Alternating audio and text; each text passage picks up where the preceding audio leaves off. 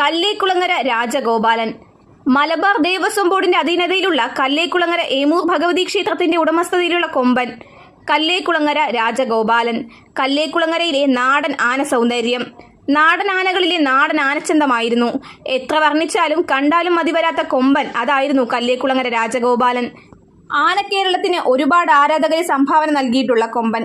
കരിമ്പനകൾ തലയുയർത്തി നിൽക്കുന്ന പാലക്കാടിന്റെ വശ്യ സൗന്ദര്യത്തിൽ കുളിച്ചു നിന്ന ഇവന്റെ വേർപാട് ആനക്കേരളത്തിന്റെ വലിയ നഷ്ടങ്ങളിൽ ഒന്നു തന്നെയാണ്. കേരളത്തിൽ ഏറ്റവും പുരാതനവും സമ്പന്നവുമായ സാംസ്കാരിക പൈതൃകം വിളിച്ചു പറയുന്ന വള്ളുവനാടിന്റെ ഗജസമ്പത്ത് എന്ന് പറയുമ്പോൾ നമുക്ക് വേണ്ടി നിരവധി കൊമ്പന്മാരുടെ കഥകൾ പറയേണ്ടി വരും.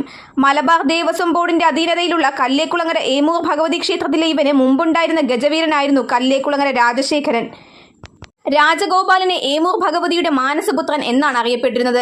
മലയാളത്തിന്റെ മണ്ണിൽ എത്തി മലയാളികളുടെ മനം കവർന്ന് തീരെ ചെറുപ്രായത്തിൽ 10 വയസ്സുള്ളപ്പോൾ ഇവിടെ എത്തി സൂര്യ തേജസ്സായി വിളങ്ങി നീണ്ട 56 വർഷത്തിൽ കൂടുതൽ ഒരു ദേശത്തിന്റെ ഉഗ്ര പ്രജാപതിയായി പേരും പെരുമയും ഉയർത്തി കാലാന്തരത്തിൽ കാലയവനികയ്ക്കുള്ളിൽ മറഞ്ഞു പോയിരിക്കുന്നു.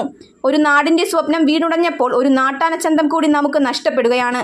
കല്ലേക്കുളങ്ങര രാജഗോപാലൻ അറിയപ്പെടുന്നത് നാട്ടുകാരുടെയും ആനപ്രേമികളുടെയും എല്ലാം സ്വന്തമായിരുന്ന ആന. നാടനാനകളിലെ നാട്ടാനച്ചന്തം. ഇവൻ ചെരിയുമ്പോൾ പ്രായം 70-നോടടുത്തുണ്ട്. കുറച്ചു ദിവസമായി പാദരോഗത്തിന് ചികിത്സയിലായിരുന്നു. അതിനിടയിലാണ് മരണം. ഇവൻ ഇവിടെ എത്തിയതിനു പിന്നിൽ ഒരു ചരിത്ര കഥയുണ്ട്.